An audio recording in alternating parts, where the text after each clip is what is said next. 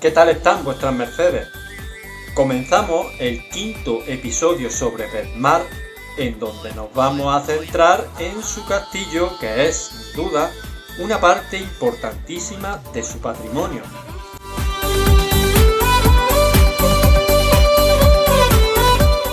Durante toda la Edad Media, Bedmar y García fueron un bastión importante para la defensa del Guadalquivir. Inicialmente hubo un castillo que actualmente se le conoce como la Villa Vieja de Bedmar, cuyos restos los encontramos en la Serrezuela, emplazado en la base del monte. Construido en tapial y mampostería, tenía una estructura simple con planta irregular y unos muros que servían de contención del terraplén, existiendo actualmente restos de un torreón circular y otro cuadrado. También restos del aljibe de Calicanto y existencia de una gruta en la roca, protegida por un parapeto de sillería, que da acceso a la conocida como Cueva del Murallón. Vemos un corte esquemático de la cueva que el profesor doctor don José Manuel Troyano Viedma nos muestra en la página 11 del libro Bedmar del Medioevo a la Modernidad. Debido al terremoto de Lisboa de 1755, hubo desprendimiento de rocas de la Serrezuela, lo cual hizo imposible su acceso fácil. Fue la Orden de Santiago la encargada en 1411 de levantar un nuevo castillo, que es el que perdura actualmente. Bajo el maestre de Santiago, don Enrique de Aragón, se daba cuenta en una cartela que había colocada en la entrada principal de la fortaleza de Bedmar, de lo que la voz en off les va a detallar a vuestras mercedes con su infinita sabiduría, porque madre mía, lo que sabe la voz en off. En el nombre de Dios y de la Virgen Santa María, en el año de nacimiento de nuestro Salvador Jesucristo de 1411 años, el muy alto príncipe señor don Fernando, infante de Castilla, mandó hacer edificar nuevamente esta fortaleza y castillo y lugar en nombre del muy magnífico señor don Enrique, maestre de la Orden de Caballería de Santiago, la cual edificó y mandó hacer por su mandado Alonso Sánchez de Andújar, escribano del rey, que en más se erigió escribano mayor.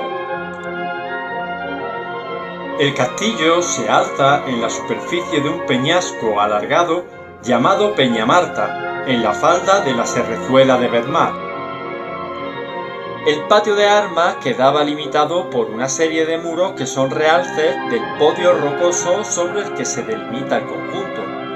El alcazarejo del castillo se alza en el extremo este del recinto. Delante de la entrada que mira al noroeste, a 9 metros de distancia, un saledizo rocoso imposibilita el acceso en línea recta y obliga al posible asaltante a torcer a la derecha después de haber ofrecido el costado derecho a los defensores, en concordancia con el principio vitruviano.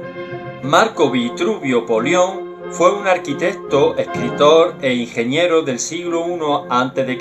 y decía firmitas, utilitas y venustas, que traducido es resistencia, funcionalidad y belleza. La entrada del alcazarejo accede a un pasaje en cuesta que conducía a las dependencias del castillo, salvando así el desnivel existente entre el recinto exterior y el alcazarejo. El castillo se atiene a las irregularidades del trazado del zócalo rocoso y se ejecuta en sillería especialmente perfecta en la esquina y en los vanos y ventanas, cuya amplitud muestra las comodidades que ya en el siglo XV se van haciendo compatibles con la seguridad de las fortalezas. Tras la destrucción que el rey Muhammad VII llevó a cabo en 1407, cuyo nombre completo era Abu Abd Allah Muhammad ibn Yusuf al-Mustain, 12º sultán nazarí del Reino de Granada, el maestre de la Orden de Santiago ya tomó carta en el asunto en 1408. En el libro del profesor doctor Troyano Viedma ya nos detalla en uno de los documentos, de los muchísimos documentos que en este libro nos muestra, y de nuevo que sea la voz y la sabiduría de la voz en off la que lea este interesantísimo documento. El maestre de Santiago, desde que supo que el su comendador Sancho Ximénez era muerto, entrado en el su lugar de Bedmar, llevados cautivos cuantos allí había, robado cuanto allí había, hubo muy grande enojo a maravilla. Fabló con sus caballeros para que le aconsejasen lo que debía de hacer sobre ello. Todos decían que les parecía que debían poner en de recaudo adoballo reparallo. Él preguntóles qué gente habría menester para ello. Callaron todos. A tanto que respondió don Lorenzo Suárez de Figueroa, su sobrino y comendador mayor de León, dijo: Señor, a mí parece que vos debedes enviar allá un caballero con 50 o 60 lanzas, con dineros, porque lo pueda reparar y defender. El maestre le preguntó quién sería este.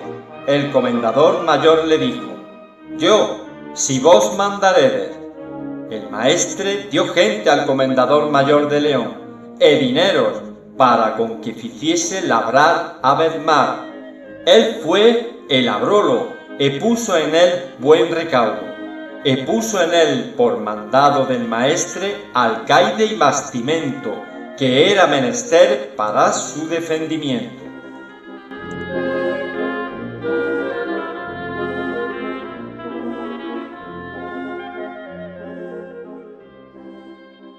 Así comienza el profesor doctor Troyano Viedma en su libro La encomienda de Bedmar en la Orden de Santiago, 1313-1837, una pormenorizada descripción de la fortaleza de Bedmar realizada por los visitadores de la Orden de Santiago, con los documentos que así lo atestiguan y gran aporte de imágenes, tanto fotografías, cuadros, esquemas topográficos y arquitectónicos hasta 2021. Para aquellos ávidos lectores que disfrutan de trabajos con una ingente cantidad de datos históricos, la lectura de estos libros es apasionante sin duda, lectura que sin lugar a dudas recomiendo a vuestras mercedes. También encontramos en la lectura de estos libros del profesor doctor Troyano Viedma acontecimientos históricos muy interesantes como, por ejemplo, la defensa de la fortaleza de Bedmar que llevó a cabo don Luis de la Cueva y San Martín el Viernes Santo de 1470. Dejemos a la voz en off que nos relate este hecho histórico, aprovechando que domina perfectamente la forma de hablar de aquella aguerrida época de nuestra historia. Venga, voz en off, expláyate. A vueltas del año de 1470, Viernes Santo, siendo de 15 años don Luis de la Cueva, y el primer día que ciñó espada, y estando en la fortaleza de Bedmar con su madre, doña Leonor de San Martín, y algunos criados de su servicio, se concertaron 7 vecinos de Úbeda, todos reputados comúnmente por valientes hombres, que habían propuesto acabar con la vida del citado don Luis a traición y quedarse con la fortaleza de esta dicha villa y con la de Albancher y con la de Solera, que como comendador de la Orden de Santiago poseía. Para ello, los 5 que quedaron, 3 calandras y un Córdoba y otro Roque, vinieron a esta villa fingiendo que venían de hacer correrías del reino de Granada. Como otras veces, y que como amigos y valedores del dicho don Luis de la Cueva, por cuya mano el Córdoba había sido rescatado de los moros, lo venían a ver, y estando dentro de esta fortaleza los 5, se dieron tal maña que con recados falsos a unos y a otros, con pedirle al dicho don Luis que los enviase a esta villa por algunas cosas que dijeron tenía necesidad para llevar a sus casas. No quedó hombre que pudiese tomar armas, salvo el portero, y dejando a Roque para que entretuviese al quitado don Luis de la cueva, disimuladamente se salieron los demás y se fueron a la puerta, donde dieron al portero una gran herida por las tripas, porque aunque sin armas quiso defenderlos para que no cerrasen la puerta de la fortaleza, adivinándoles la intención que traían. En esta revuelta se salió un pajecillo huyendo y desde el alcazarejo, viendo en un balconcillo sentado al dicho don Luis, descuidado de lo que en la puerta pasaba, le dio voces para que se guardase. Y preguntando al Roque si sabía algo, se lo negó, con el fin de ganar tiempo. Entonces don Luis le dijo a Roque que no saliese de allí, y allí quedó. Don Luis, con la espada en la mano y sin otras armas, salió a ver lo que ocurría a la salida. Junto a la puerta encontró al portero con las tripas fuera, cuerpo que iban a presentarle a don Luis con el fin de que se desanimase, al ser un muchacho que se encontraba solo y sabedor de lo difícil que resultaría la defensa del castillo de Bedmar.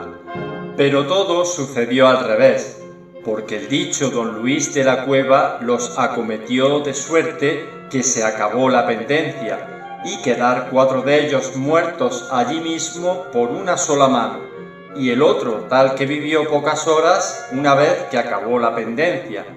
Y el dicho don Luis de la Cueva quedó tan mal herido que, queriendo abrir la puerta de la fortaleza a los de esta villa de Bedmar que le venían a socorrer, tras el aviso dado por el paje, se cayó tan mal herido por la mucha sangre que había perdido, de manera que fue necesario romper las puertas, dado que ni él, ni doña Leonor, ni sus criadas las podían abrir, ya que estos hombres las cerraron por fuera del aposento donde ellas pudiesen salir.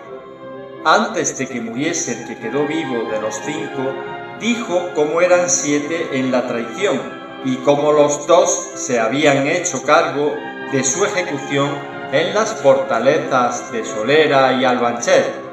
Hubo tiempo para avisar a los alcaides de la situación, y los 7 fueron hechos prisioneros y ahorcados. El castillo fortaleza de Bedmar quedó en manos privadas desde 1973 hasta que en 2017 fue adquirido por el ayuntamiento de Bedmar por 26.000 euros. Además del castillo, existen otras fortificaciones que complementaban la red militar y la defensa del reino de Jaén en esta línea fronteriza. Aún quedan en pie la Torre de Cuadro y el Torreón de Fique. Me dirijo ahora al paraje donde se encuentra el santuario de la Virgen de Cuadro, a poco más de 4 kilómetros de Bedmar, y ahí encontramos el Torreón de Cuadro.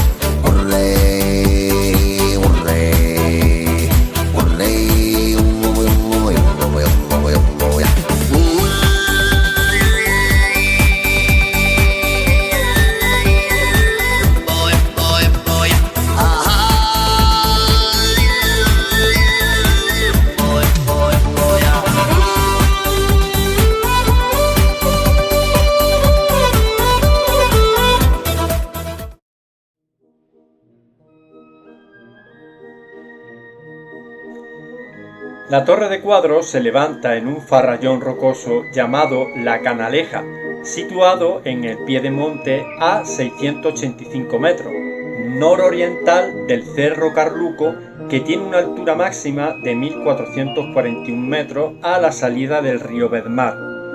Esta torre atalaya, construida a principios del siglo XIII, es de planta cilíndrica de 6,37 metros de diámetro y 12 metros de altura. Los muros miden 1,6 metros de grosor y están perforados por 3 saeteras o aspilleras. El interior está dividido en 3 plantas, recordándonos a la atalaya del infante don Enrique, la cual visité cuando fui a Tiscar. En comentarios dejo enlace al vídeo por si a vuestras mercedes les interesa.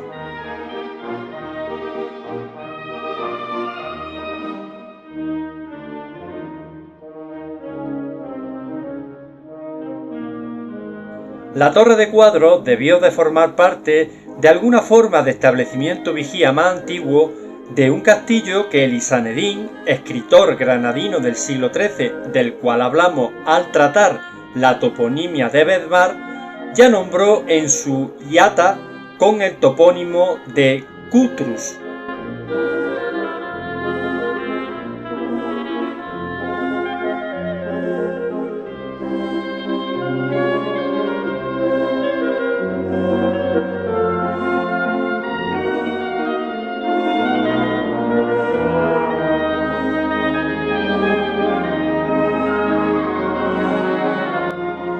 Al pie de la Torre de Cuadro encontramos el santuario de la Virgen de Cuadro.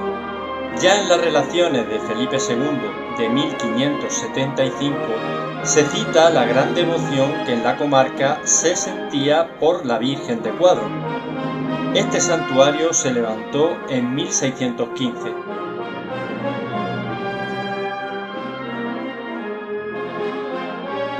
De regreso a Bedmar tenemos una parada obligada en la iglesia parroquial de la Asunción de Nuestra Señora de Bedmar.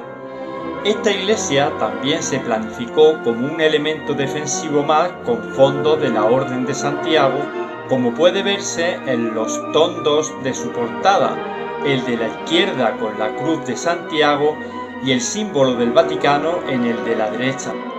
También podemos ver aspilleras en la parte inferior de la misma. La iglesia es de estilo manierista, obra de don Francisco del Castillo el Mozo.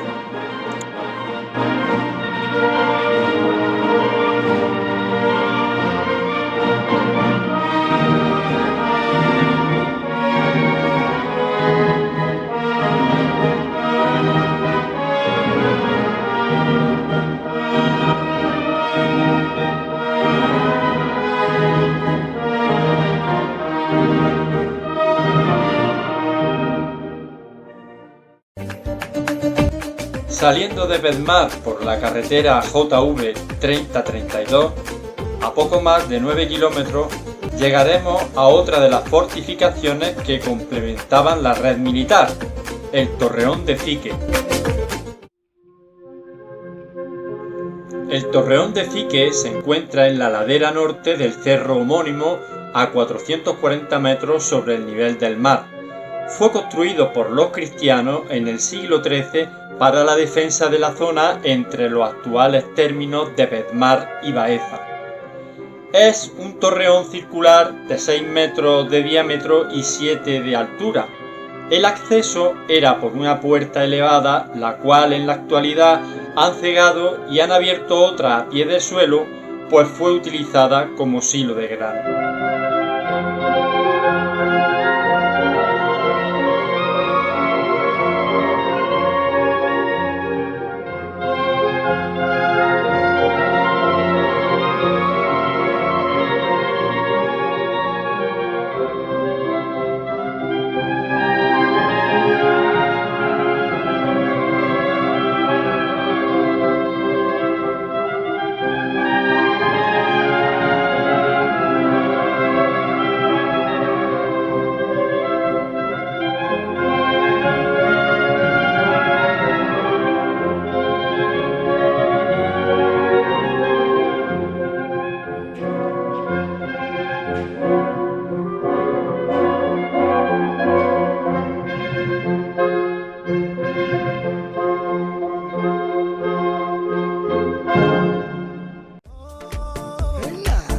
Hasta aquí el quinto episodio sobre Bedmar. Muy agradecido, como siempre, a vuestras mercedes por llegar hasta aquí. Queda un sexto y último episodio, donde será la encomienda de la Orden de Santiago en Bedmar la protagonista. Apasionante, sin duda, y lleno de historia de este lugar tan importante en la España de aquellos años.